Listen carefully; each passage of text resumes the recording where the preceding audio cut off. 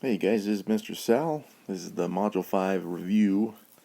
So we're going to go through these problems kind of quick. If you needed to, if you're not really fully understanding these, go to the lessons for each one of these. Like these first couple problems was from 5.1.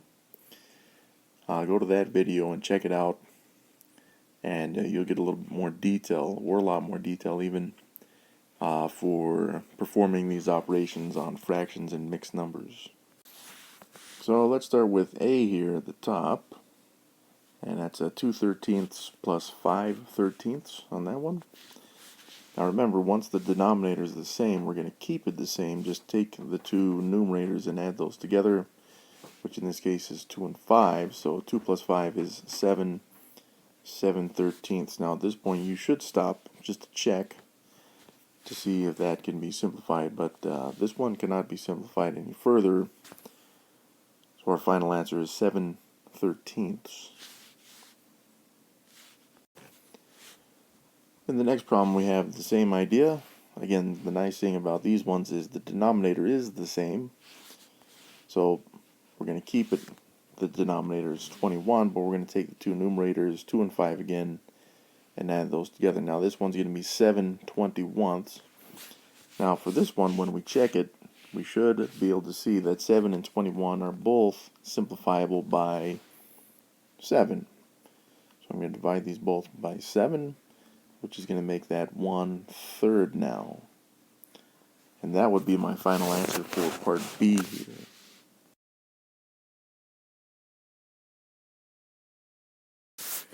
Now those last two were addition. Subtraction is going to work pretty much the same way, right? We need the denominators to be the same, so we got 11ths in this case. We got 6 and 2 in the numerator, which we're going to subtract. 6 minus 2 is 4, so this would give us 4/11ths. And again, I just double check to make sure, or to see if this can be simplified.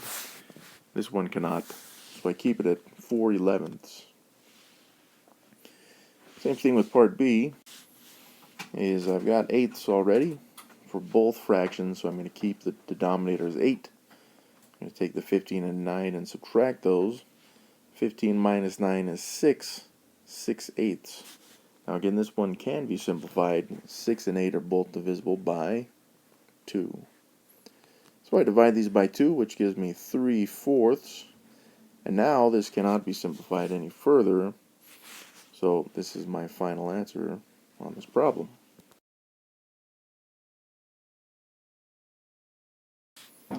Let's find the lowest common multiple of 30 and 6. And for this one, 30 and 6, I'm just going to write the actual multiples up here at the top.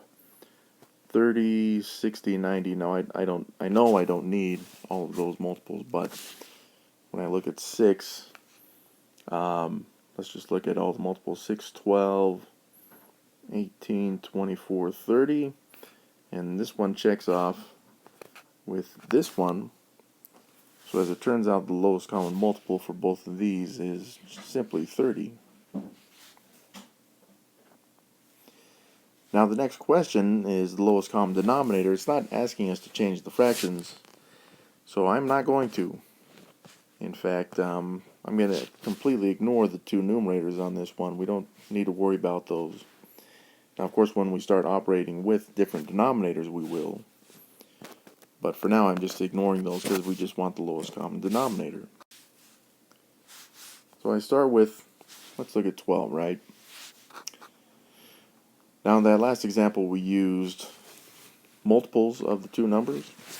But for this one, I'm going to use prime factorization. And 12 splits up into 2 times 2 times 3. And 18 splits up into 2 times 3 times 3.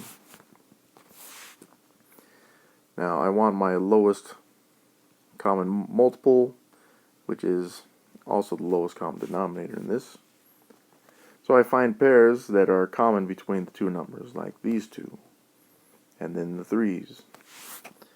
And then I identify the values that are not paired up with anything, which is the red 2 and the purple 3. They're not in the blue circles. And I simply multiply these together. 2 times 3 times 2 times 3 is 36. So the final answer for this one 36.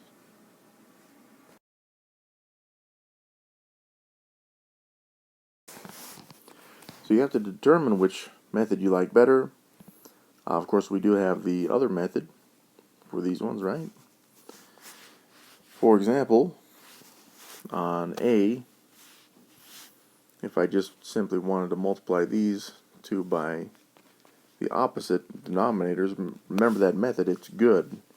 It just may require some simplifying at the end. So this would give us 15 twelfths plus 8 twelfths, which is 15 plus 8 is 23 twelfths. Now this can be simplified, right? 23 and 12 are not divisible by any common factors. So we can keep it that way. I know some of you guys like this mixed number stuff. Either one of these would work.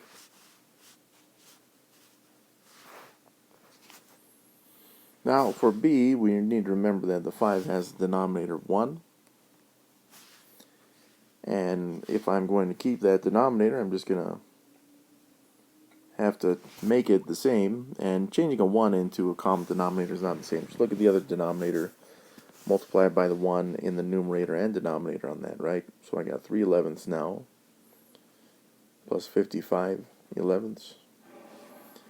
So in elevenths, I've got 3 plus 55, which would have been 58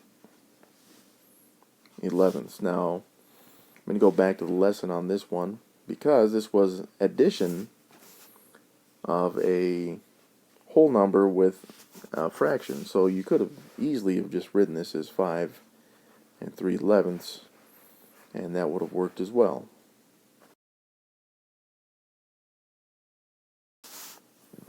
So for this next problem, again, there are lower common denominators, but let's say that we just wanted a quick shortcut on this one. So again, I could multiply this fraction by 12, and I could also multiply this fraction by 10, which would easily and quickly give me a common denominator of 120. So what do I get out of that? Well, 12 times 3 is 36. 5 times 10 is 50. And we're going to add those two together.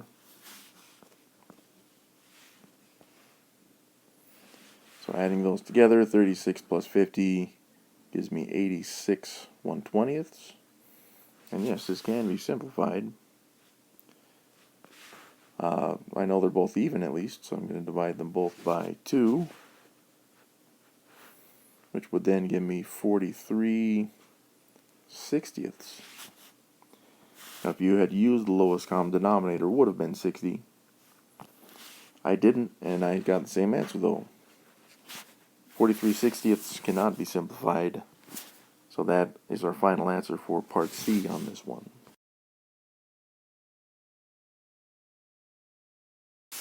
So again, we're going to move from addition of these fractions to subtraction, but the concept is pretty much exactly the same. And on part A, I want a denominator of 6, right? So I could multiply the two denominators by themselves and the numerators by the corresponding value that the denominator is being multiplied by. And I know I'm going to be dealing with sixths on this one. So 2 times 2 is 4. 1 times 3 is 3. And yeah, we're subtracting on this one. 4 minus 3 is 1. 1/6, of course, cannot be simplified. So that is our final answer on this one. Alright, adding and subtracting mixed numbers. So on this first method, I'm just going to use kind of the shortcut stuff, right? So I got the 2 and the 7, which I'm going to add those together. 2 plus 7, let's see if we can get that to work. 9, what that would be. Make that a little bigger. So then I'll take my 3/5 and add the 1/5, which would have been 4/5. And again, I would look to see if this can be simplified. It cannot. Now, yes, my answer is in a mixed number. It's okay if you had found the improper fraction somehow. for using the other method. That's okay. It didn't say that it needed the answer to be as a mixed number. That would have been 49/5 on that one. So either one of these would work. And same with part B. But this time I'm going to use the cycle method on this one. So we're going to cycle this out. I got 12 times 4, which is 48. And then I add the 3 there to get 51/4 in this case. And then I'm going to cycle method on the 5 1/6. So I've got 5 times 6 first, which is 30. And then add the 1 to make that 31/6. Now, yes, we are adding these together, but the denominators are not the same, and that's okay. We can make them the same. And the denominator that I want to use is 12. So I'm going to take the 4 and 51 and multiply these by 3 to get a common denominator of 12. 3 times 51 would be 153. And then I would have to multiply the 6 and 31 by 2. So that's going to be 62/12 in this case. And we're going to go ahead and add these together. And since the denominators are the same, which is what we wanted, we're going to keep it the same as 12ths. And from here I got 153 plus 62, which would be 215. I'm looking at this, just trying to think if it is simplifiable. 215 is not divisible by 3. It's not divisible by 2 either. So it looks like that would be the improper fraction, actually. Now, if you had found the mixed number on this one, right, you could have said, well, I'm going to take 215 and divide it by 12. I mean, if you used the other method, you would have found the mixed number pretty quick on this one. But let's just see what this is. So 12 will go into 21 one time, so we'll subtract the 12 there. 21 minus 12 is 9. We'll make that 95. That's pretty close to 12 going to 95 almost. 8 times, but I'll have to make that a 7 times 12 is 84, which when we subtract, we get 11. So you would have gotten 17 and 11/12. One of these two would work. Either or. Now again, that process was a lot longer, right? Like if I took the 12 and added the 5, I would have got 17. And then the 3/4 plus the 1/6 would have given us the 11/12 anyways. So again, I'm pointing this out because it may have been a little faster for you if you did it that way, and you can keep the answer as a mixed number. You can keep it as an improper fraction if you'd like, but it didn't specify which one it wanted, so we're just going to keep it that way. Alright, on these next two examples, we're going to need 2 carry, and we'll do both methods, but I'm going to switch these around. So this time I'm going to use the cycle method. So I'm going to take the 8 and multiply it by 6 to get 48, and then I'm going to add the 5 there in the numerator to get 53/6 in this case. And then we'll cycle method this other mixed number. 7 times 6 is 42. Then add the 5 to get 47/6. And yes, we are adding these two together. And the denominators are already the same in sixths. So I'm going to take the 53 and add the 47. And when I do that, still got my sixths, that's okay, but 53 plus 47, looks like that's 100 actually. So I have 100 sixths. Both of these are divisible by 2, which is going to make that 50 thirds. So that would be the improper fraction. If you want the mixed number, of course, that's okay. And it looks like it'd be 1, let's see, 6 16 right there. And it looks like 2/3. 16 and 2/3 would be the mixed number answer for this one. So, alright, now again, you could have gotten the mixed number pretty quick. 8 plus 7, and then 5, 6 plus 5, 6. That's where the carrying happens, and we're going to show it on the next example.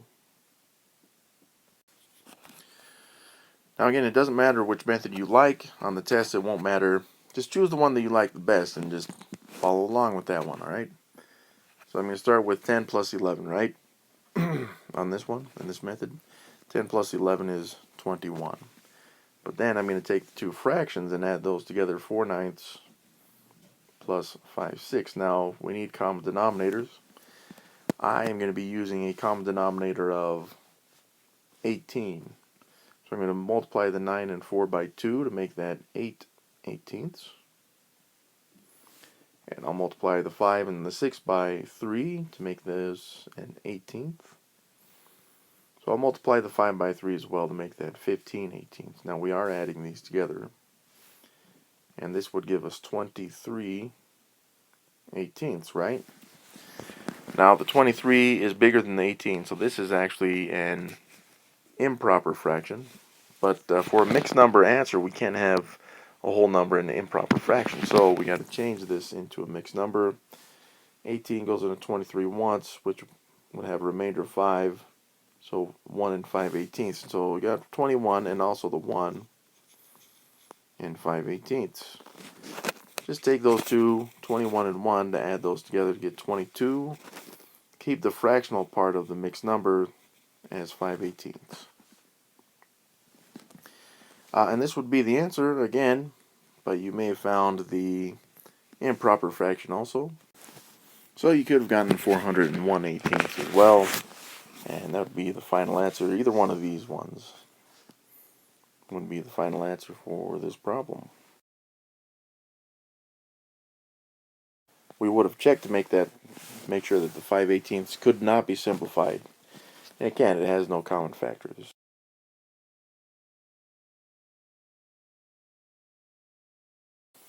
Alright, so let's do some subtraction on these. And remember, the first method that we use, the cycle method, is always consistent, so you may use it if you'd like. This one, just like the other problems, it's not saying it wants the answer specifically as a mixed number or improper fraction, but we'll still look at both answers for both. So again, the nice thing about part A on this one is that the denominators are already the same. So I'm going to use the cycle method. Again, I know I'm going to have fourths, whatever it is, but again, we got to perform the cycle on this one. So I'd have 9 times 4, which is 36, and then add the one numerator right there to get 37/4. So I'm going to use the same method on the 6 3/4. Got to multiply then add. So I got 6 times 4, which is 24. Then add the 3 to make that 27/4. Now again, this two denominators, they're the same. So I can keep my fourths and take 37 minus 27 to make that 10/4. And both of these are divisible by 2, right? So we'll divide them by 2 to make this 5/2. Now, this would be our improper fraction, which cannot be simplified any further. But again, if you found the mixed number, that's okay. This would be 2 1/2. And either one of these would work as our final answer.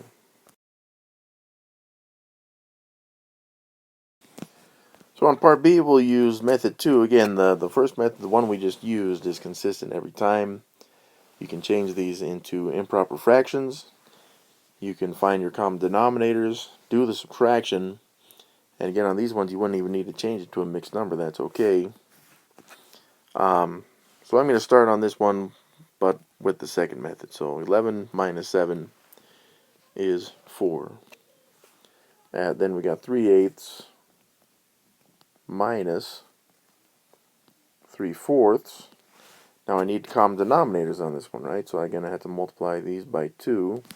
Now we saw this in the section that we did for this type of problem, where we are doing the subtraction. But right here, notice I'm taking away 6 from 3, and I don't have enough, right? Which means I'm going to have to borrow from the 4. So I'm going to take one. I'm going to take one off of the 4. There we go.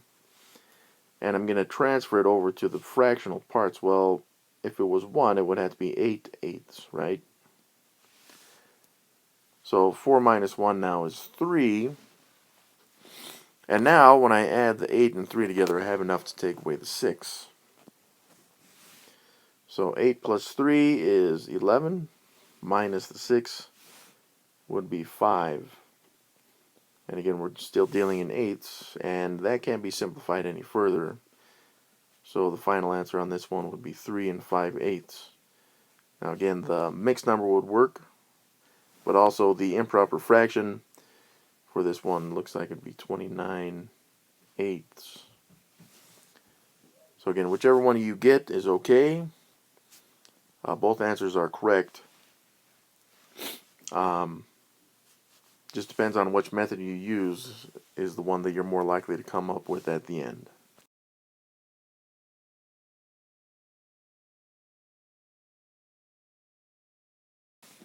Alright, now we get into everyone's favorite, the word problems.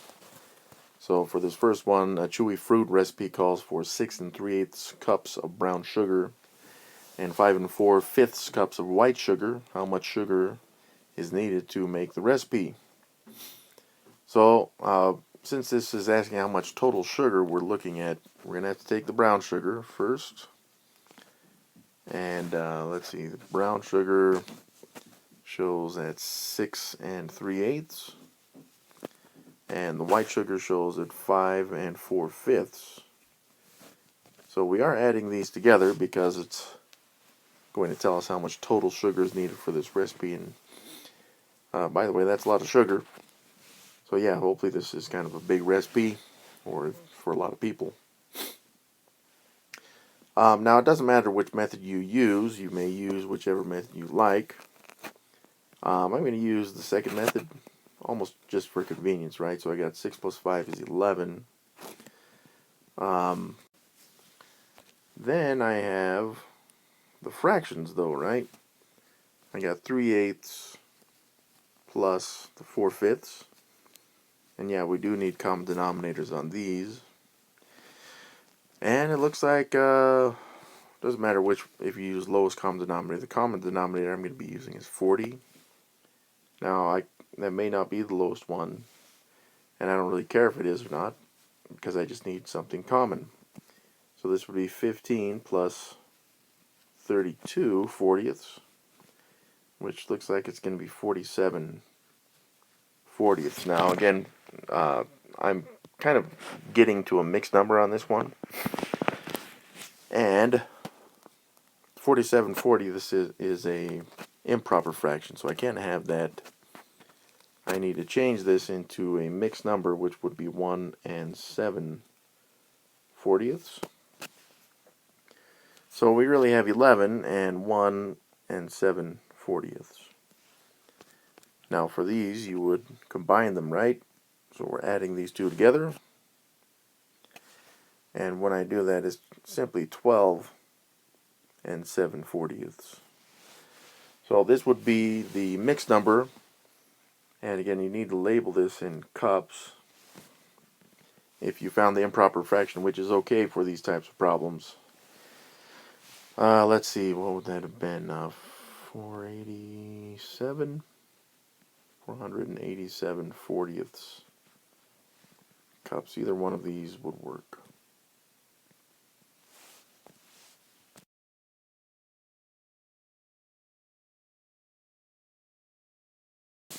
Alright, in this next example, Jen went on a 2-day 50-mile trip. The first day she biked 17 2/3 miles. How many miles did she bike on the second day? So I'm going to kind of draw a diagram, kind of, right? So she's going to start at 0. She's going to go to 50 miles on this, right? Now for day 1, she's going to go 17 2/3 miles. So again, it doesn't have to be proportional, but that means she covered this much on day 1, 17 2/3 miles, and the red here is going to represent day 1. Now it says it's a 2-day trip, so day 2 is going to have to be this much. So how do we figure out the distance that she needs to bike on day 2? Well, we're going to take the full amount, the 50 miles. And what we're going to do is, to figure out the purple range there, we're going to have to subtract the 17 2/3 miles on that.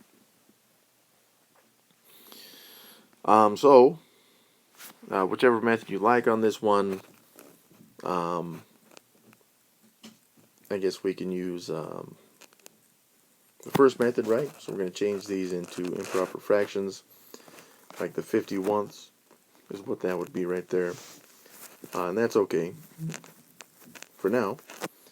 And then we'll use the cycle method on this one. So 17 times 3 plus the 2. So 17 times 3 would be 51. And then plus the 2. It's going to make that 53 thirds. Now the 51ths, these do not have common denominators, right? So I need the common denominator. And the denominator that I'm going to use is 3. So we're going to have to multiply these by 3, right? So this would be 150 thirds minus 53 thirds. And since we are dealing in thirds already, we'll just keep this as thirds. 150 minus 53 would give us 97 thirds. Now again, this is in miles, and this would be the mixed number answer for us. If you wanted the, that's the improper fraction answer for us. We need the mixed number answer as well, which would be, looks like it'd be 32 1/3 miles. So hopefully that's mostly downhill for Jen to make it, because she's got to go a lot farther than she did on the first day. Maybe the first day was all or mostly uphill. We don't know, but it doesn't really matter. That's how far she's going to have to go to reach this 50-mile trip in 2 days.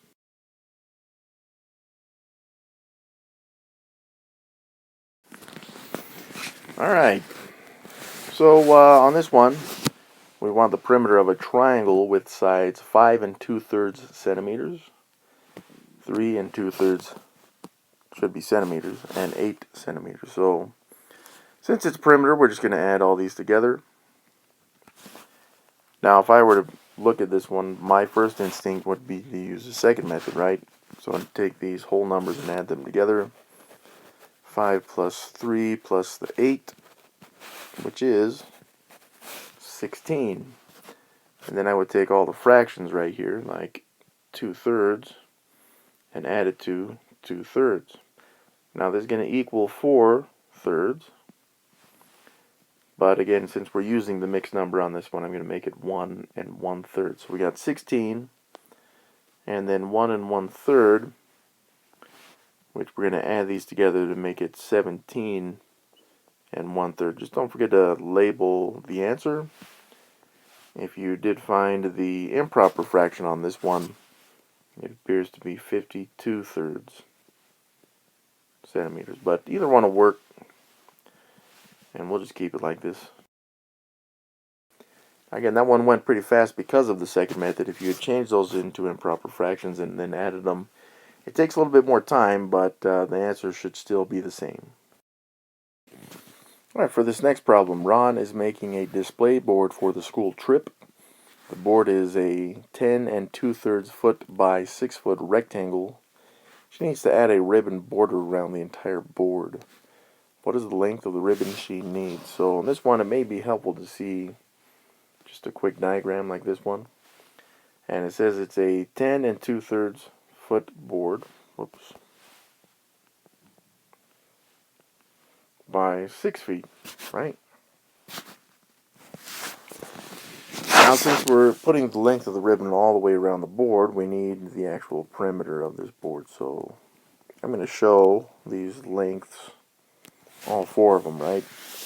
And we're actually just adding these all together. So we got 6 plus 10 2/3 plus 6 plus 10 2/3.